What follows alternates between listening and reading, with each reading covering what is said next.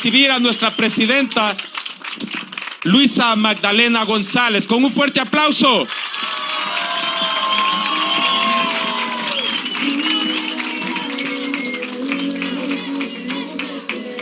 Gracias. Ok.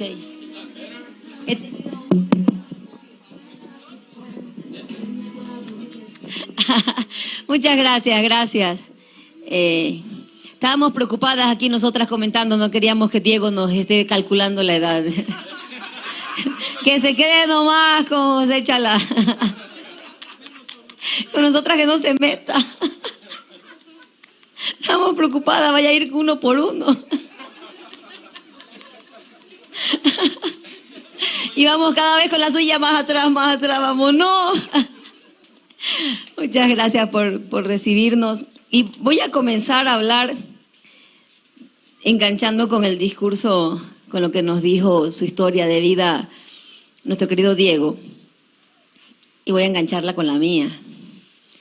Porque ustedes son afros, yo soy montubia. Y así como ustedes sienten discriminación, yo también. Porque es una campesina. Me parece, digan. Porque así somos los montubios, yo soy chonera. Y como costeña también, campesina, costeña, baja la sierra, a la capital, y sí se siente la discriminación. Sí se siente. Pero eso no nos detiene, nos empuja, nos pone más fuertes, más bravos. Y nos empuja a luchar y a salir adelante. Pero eso también nos hace sensibles porque así como él desde su visión afro empata con la mía, una visión montubia, y los dos también empatamos con la visión indígena cuando sentimos que todos hemos sido en algún momento relegados o discriminados, pero que jamás nos avergonzamos, sino que nos sentimos orgullosos de nuestras raíces. Yo vengo de una familia campesina, mis abuelos aprendieron con las justas a leer y a escribir, no sé si acaso acabaron la primaria. Tuvieron 11 hijos que con mucho esfuerzo los fueron sacando adelante. La tercera generación ya fui yo, soy la primera nieta, y mis padres decidieron pues irme empujando hacia educarme. También soñaba con ser profesional y mi abuelo me decía, mijita, tiene que estudiar. Y soy la primera nieta y la primera en tener un título profesional en la familia, y es una razón de orgullo. Y también por ese gobierno de Rafael Correa, donde existía la meritocracia, una hija y nieta de campesinos, montubia, llegó a ocupar altos cargos en el gobierno. Y como dice Diego, no es falta de capacidad, no somos menos inteligentes. Lo que pasa es que nos niegan las oportunidades y nos quieren hacer creer que primero, cuando nos dan algo, nos dan un regalito, nos dan una dádiva. Eso no es dádiva. La educación pública de calidad y gratuita es nuestro derecho, porque somos ciudadanos.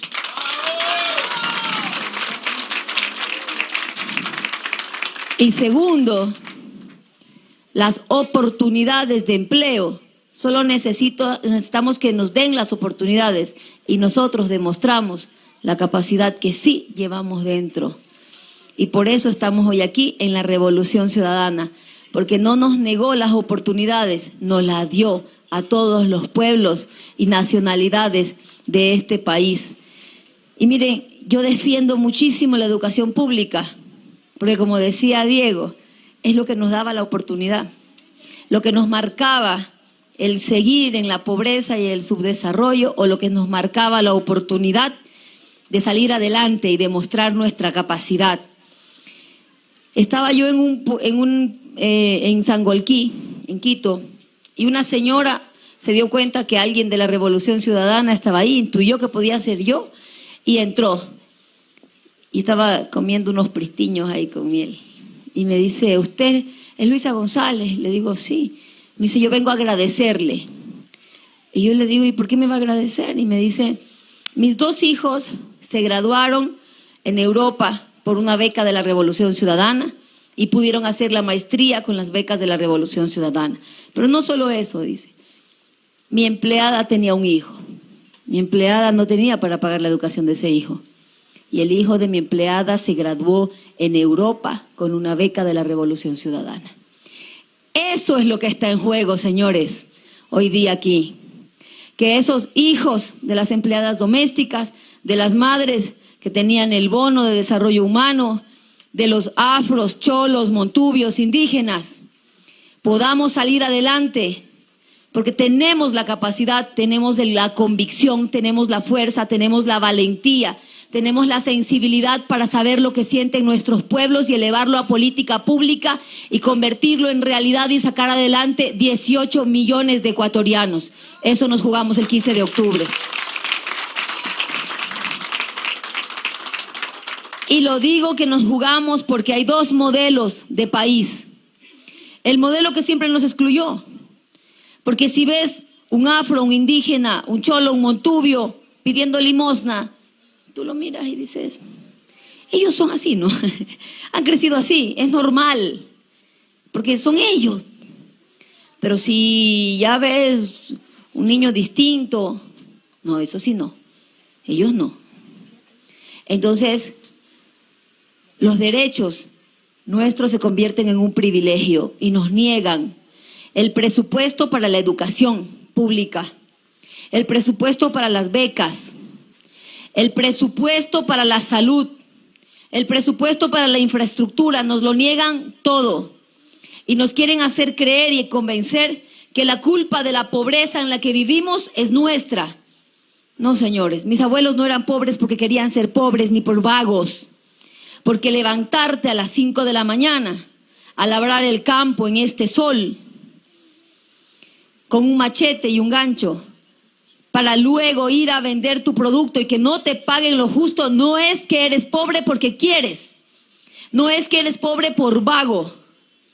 No es que eres pobre por tu número de hijos. No.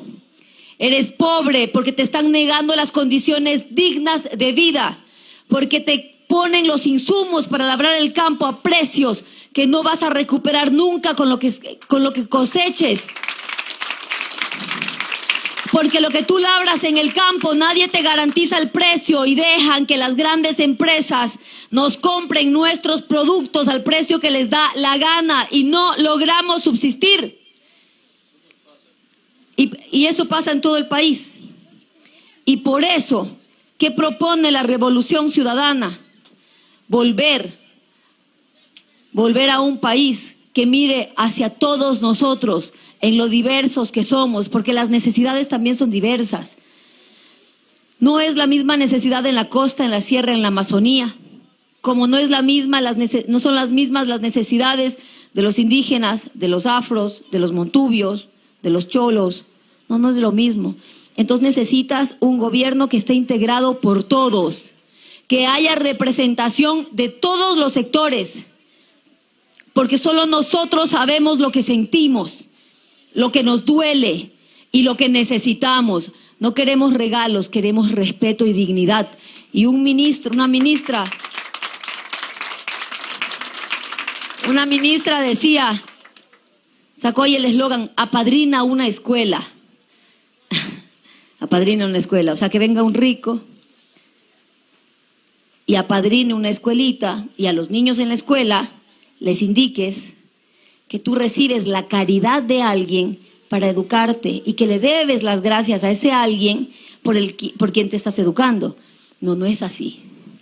El Estado tiene que dar el presupuesto para educación pública de calidad y gratuita, con desayuno, con uniformes y con textos, para garantizar que nuestros hijos estudien con calidad y con calidez. Y no es una dádiva y no nos lo regalan. Es un derecho nuestro. Y si se lo debemos a alguien, se lo debemos a 18 millones de ecuatorianos que pagamos los impuestos y que tienen que ser retribuidos en nosotros, no guardados en un banco en Suiza. Ahorita, las más grandes empresas de este país deben $3.000 millones al SRI. De esa deuda en firme están 2.000 millones. Si esas empresas de los más ricos pagan esos 2.000 millones que nos deben a ustedes, a mí, a todos, ya tenemos pues para financiar la educación pública de calidad y gratuita, las becas, Yachay, el agua potable, el saneamiento, el alcantarillado. Y no necesitamos que apadrinen a nadie. Lo que necesitamos es que paguen sus impuestos.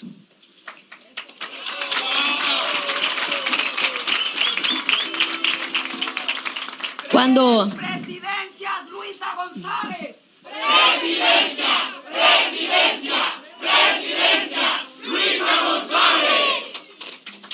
Miren, compañeros, cuando nos hablan de modelos de desarrollo, ¿no? Pero que ese modelo habla de contraer el Estado, de hacer más pequeño el Estado. Hablan también de los gobiernos autónomos, de las juntas parroquiales, de las alcaldías, de las prefecturas, a las que les quitaron el presupuesto. Redujeron el presupuesto. Se los quitaron. ¿Qué significa eso? Que si quieren hacer una obra de alcantarillado, no pueden porque ya no hay plata. Que si quieren hacer una obra de agua potable, ya no pueden porque no hay plata. Porque eso le corresponde a las alcaldías, el agua potable. Pues bien, nosotros vamos a devolverle el presupuesto a las alcaldías, juntas parroquiales y prefecturas para que hagan las obras necesarias para nuestra gente. Vamos a ampliar el crédito en el BEDE, principalmente para alcantarillado y agua potable, para que atiendan a la ciudadanía. Por eso vamos a inyectar $500 millones en la economía nacional, que va a ir a Banecuador para el crédito productivo, para nuestros agricultores, ganaderos, lecheros, para nuestra gente sencilla y aquellos que tienen deuda con Banecuador. Le vamos a condonar hasta $10.000.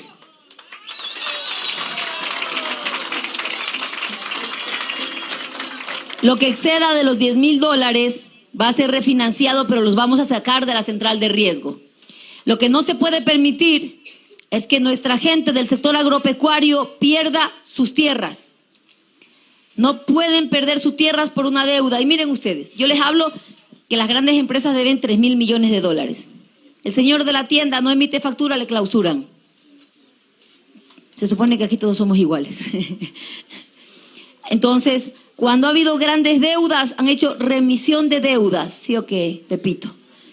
Y le perdonaron la última vez casi $4.000 millones a las más grandes empresas. ¿Y por qué no le voy a perdonar entonces yo a mis agricultores $10.000? Y que no pierdan su tierra. Allí tiene que estar la política de Estado. La educación pública de calidad y gratuita.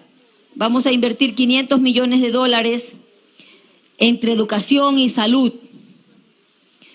Devolver las becas para nuestros hijos, el presupuesto para las universidades, pero también se ha creado una gran brecha en la que muchos jóvenes se quedaron fuera del sistema educativo y la capacidad de acoger estudiantes en este momento no es la suficiente por parte de las universidades. Por lo tanto, vamos a abrir carreras virtuales, que nuestros jóvenes puedan estudiar de manera virtual las carreras universitarias. Y aquí también por la inseguridad, porque muchos solo pueden estudiar en las noches y el país se ha vuelto muy inseguro. Entonces van a poder acceder a la educación virtual desde la seguridad de sus hogares. Adicionalmente, hay un tema que no quiero dejar fuera y se me estaba quedando. Los jóvenes que fueron... los que hicieron crédito educativo también tienen deuda y vamos a cancelar el interés de esa deuda. ¿Por qué? Porque esos jóvenes que hicieron crédito educativo cayeron en mora y están impedidos de acceder al trabajo en el sector público. No pueden manejar cuentas bancarias y encima no pueden tampoco salir del país. El peor de los mundos. Quieren trabajar y no pueden porque tienen la deuda. Vamos a pagar el interés a refinanciar el capital y volverlos a habilitar para que puedan trabajar. Los jóvenes que venían desde la pandemia, muchos dejaron el colegio, no pudieron estudiar, no pudieron acabar el bachillerato, y esa es una realidad. Esos jóvenes que pasan de 18 años y no han podido acabar el bachillerato, vamos con ellos a trabajar para que puedan hacer el bachillerato acelerado, que puedan estudiar y obtener su título de bachiller, que nada les impida seguir el camino del desarrollo, salir adelante, tener un trabajo digno. Adicionalmente, veo ahí el cartel, dice empleo. Vamos a empezar una gran obra pública y probablemente, y hay varias obras aquí entre Carchi e Imbabura que son de construcción, de arreglo de vías, el ferrocarril. Al empezar la construcción, empiezas a dinamizar la economía y empujas al sector privado a contratar más gente. Aparte, vamos a dar créditos productivos al sector privado a través de Ban Ecuador y CFN para que puedan empezar a producir más y haya más necesidad de mano de obra, a generar empleo. Así vamos generando y dinamizando la economía. Carpuela. Carpuela está totalmente botado, el centro de alto rendimiento. El momento que empecemos, primero, a rehabilitar el centro de alto rendimiento, ya empiezas a generar empleo porque se requiere mano de obra. Segundo, es un espacio para nuestros hijos, para que vayan, para que se formen en esas fases deportivas, diferentes áreas que a ellos les guste. Vendrán allí también los profesores para que enseñen a nuestros hijos.